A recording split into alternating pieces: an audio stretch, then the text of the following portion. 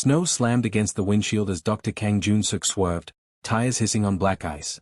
He slammed the brakes.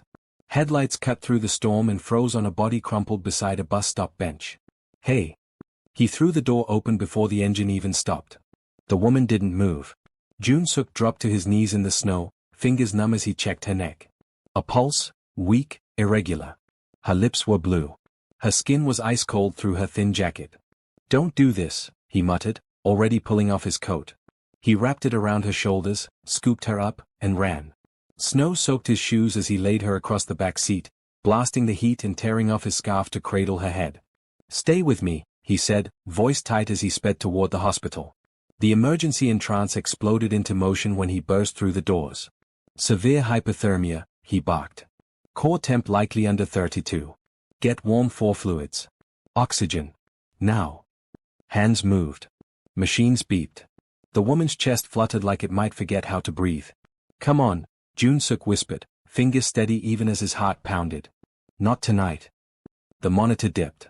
A flat, thin whine threatened to take over the room. "Pulse dropping," a nurse said. "Warming blankets. Push fluids," Joon-Seok ordered. He leaned close, as if his voice could reach her through the fog. "You're not alone." The line steadied. A breath. Then another. The room exhaled.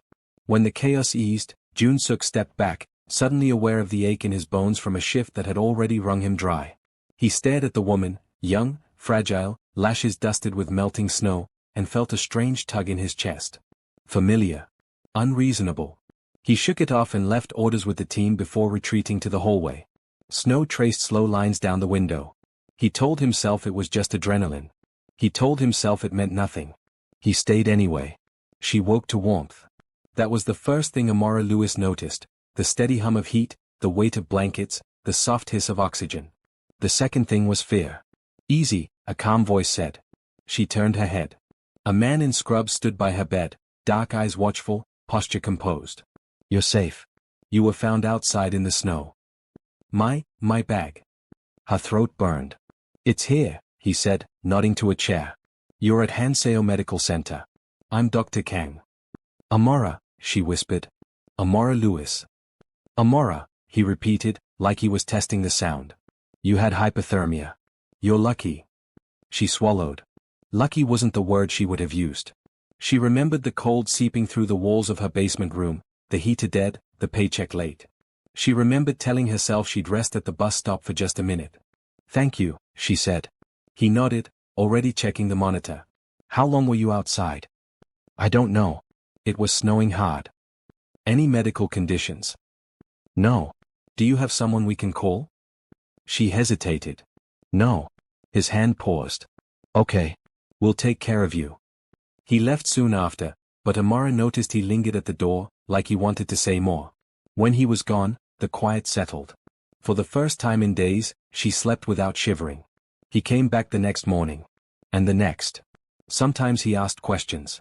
Sometimes he just checked her vitals and told her to rest. Once, he brought an extra blanket without saying why. Another time, he adjusted the curtain so the light wouldn't hit her eyes. "You don't have to keep coming," she said on the third day, half smiling. "I promise I won't run away." "I know," he replied, not smiling back. "How's your appetite?" "Better." "Good." She watched him as he worked, the way he listened with his whole body, like he was absorbing everything she didn't say. It made her chest ache with something like relief. "You're not from here," he said gently. "No. I'm studying design. I work nights." "Well, worked. Where are you staying?" She looked away. "A basement. The heater broke." He exhaled slowly. "We'll talk to social services." She braced herself for pity, for judgment. It didn't come. He simply nodded and made a note. Later that day, while adjusting a monitor, his sleeve slipped. He froze. A scar curved along the inside of her wrist, pale against her skin. His breath caught. The hallway vanished. Snow fell in his mind, thick and loud. A boy with bruised knuckles stood trembling behind a fence. Voices laughed. A hand, small, steady, reached for him. "Don't be scared," a girl said, her accent soft and brave. "I've got you." Joon-Seok stumbled back, heart hammering. "Doctor?" a nurse asked. "I'm fine," he said too quickly and left the room. That night, Amara stared at the ceiling, unsettled. When she closed her eyes, she saw snow and a boy's frightened face. She felt the echo of holding someone's hand, firm and protective. It didn't make sense. When Dr. Kang returned the next morning, she blurted it out. "This is going to sound strange." He met her eyes. "Go on." "I feel like I know you. Not from here. From before." His jaw tightened. Memory can be unreliable after trauma. "I know," she said, frustrated. "But it feels real." Silence stretched. He nodded once. "Focus on getting better." He left sooner than usual. After that, he kept his distance. Another doctor checked her charts. Nurses came and went. The warmth she'd grown used to cooled. On the day of her discharge, snow fell again. Amara dressed slowly, dread curling in her stomach. She didn't know where she'd go. She didn't know if she'd see him again. He appeared in the doorway as she zipped her coat. "You're cleared," he said. "Be careful out there." "That's it?" she asked. "That's it." She stepped closer, heart pounding. "I remembered something." He stiffened. "I was a kid. I held someone's hand in the snow because he was scared." She searched his face. "It was you, wasn't it?" His eyes darkened. "You should go." The door opened behind them. Madame Seo's gaze swept the room, sharp and assessing. "Joon-Seok." "Mother." Her eyes landed on Amara. "So this is her." Amara straightened. "Hello." Madame Seo smiled without warmth. "You're being discharged. Good." "I am." "My son is very busy," Madame Seo said.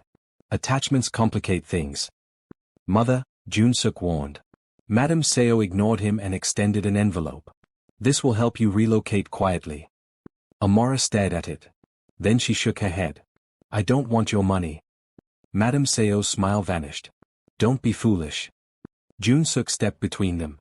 "That's enough." Silence crackled. "Wait outside," he told Amara softly. When the door closed, he turned to his mother. "She's the girl from my childhood. She protected me." Madame Seo scoffed. "Children imagine things." "I didn't," he said.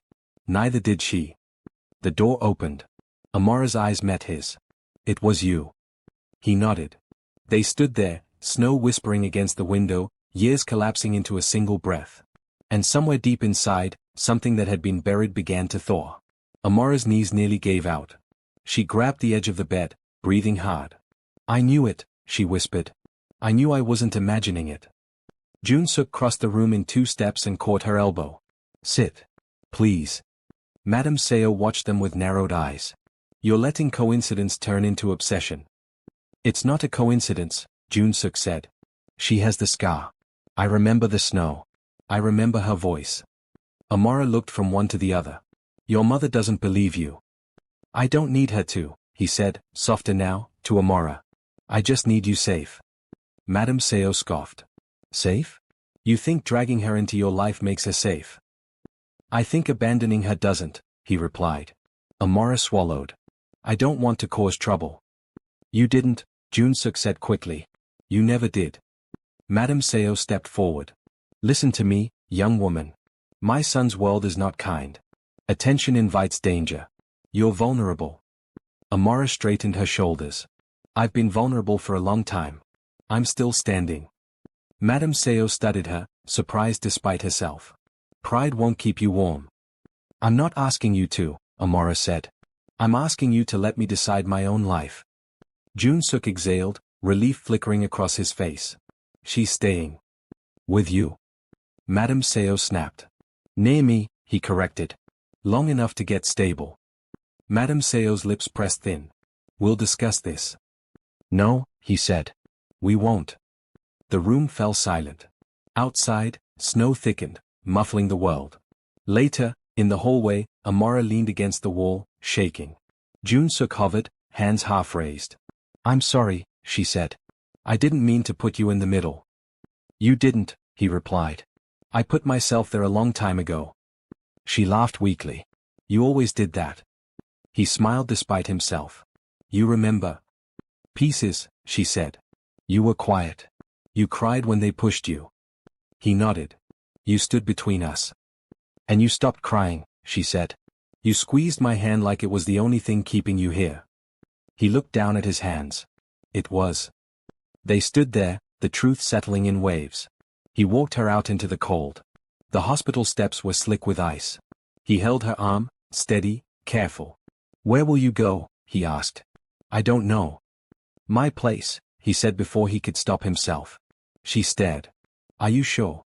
"No," he said honestly. "But yes." His phone buzzed.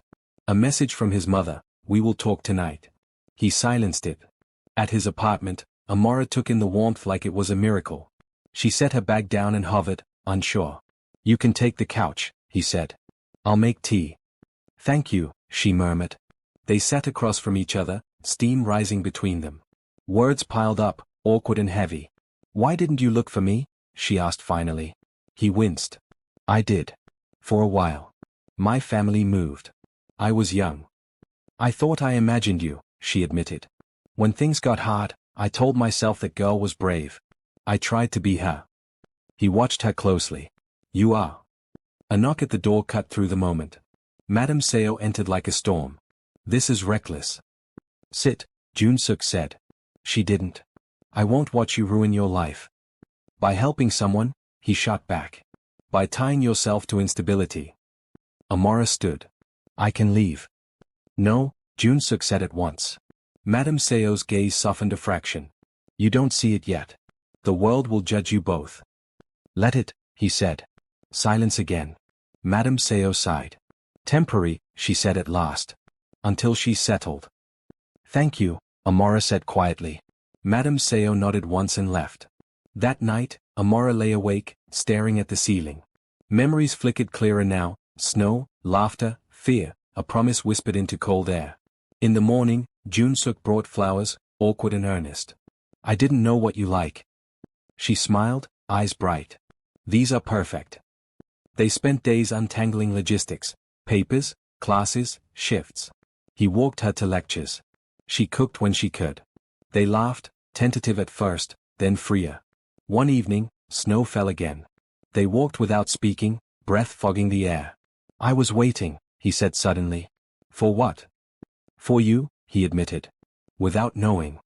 She slipped her hand into his. "I'm here." They stopped under a streetlight. He looked at her like he was seeing the future for the first time. "I don't want to rush you," he said. "But I don't want to lose you again."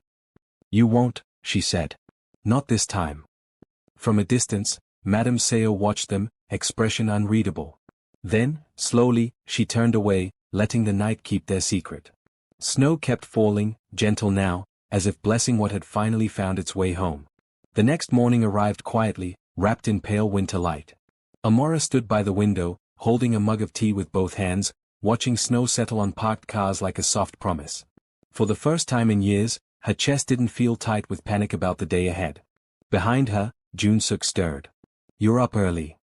"I couldn't sleep," she said, turning with a small smile. "Not because of fear. Because my mind wouldn't stop replaying everything." He nodded, understanding more than she said. Memory does that when it's finally allowed to speak. They ate breakfast in comfortable silence. It wasn't awkward anymore. It felt earned. Later that day, he walked her to campus. Students rushed past them, scarves pulled tight, laughter floating through the cold. Amara slowed her steps. "I used to walk here alone," she said. "Every day felt like I was invisible." "You're not," he replied simply. She looked at him, eyes shining. "You always had a way of saying things like that."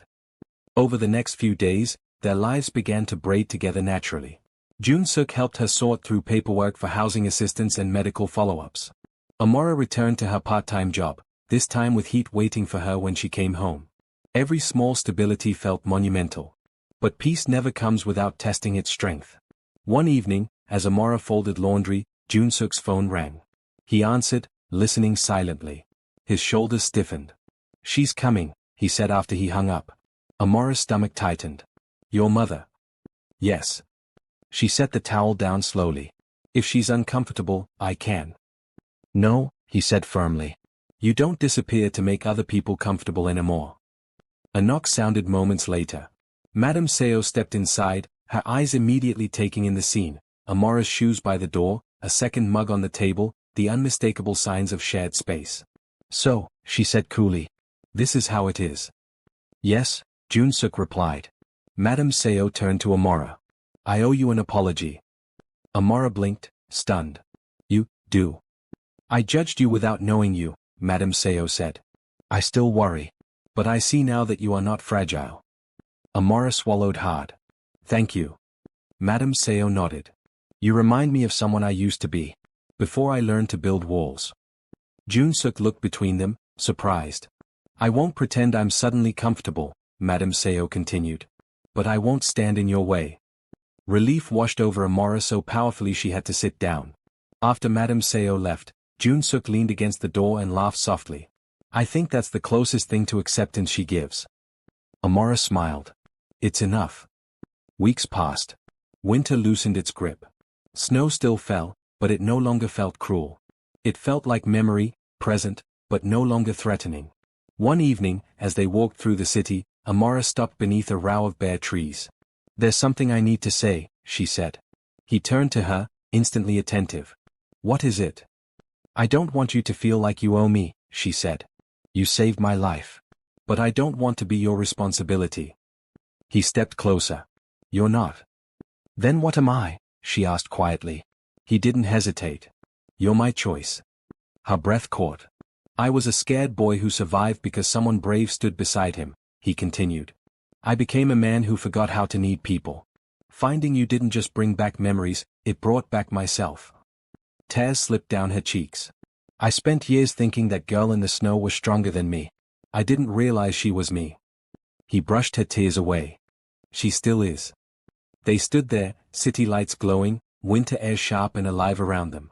That night, they held each other, not desperately, not fearfully, but with certainty.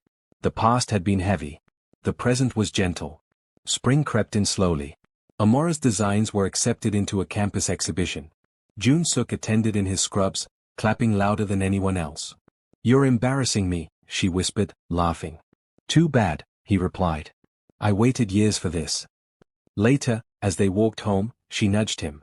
You didn't even know you were waiting. I think some parts of us remember even when we don't, he said.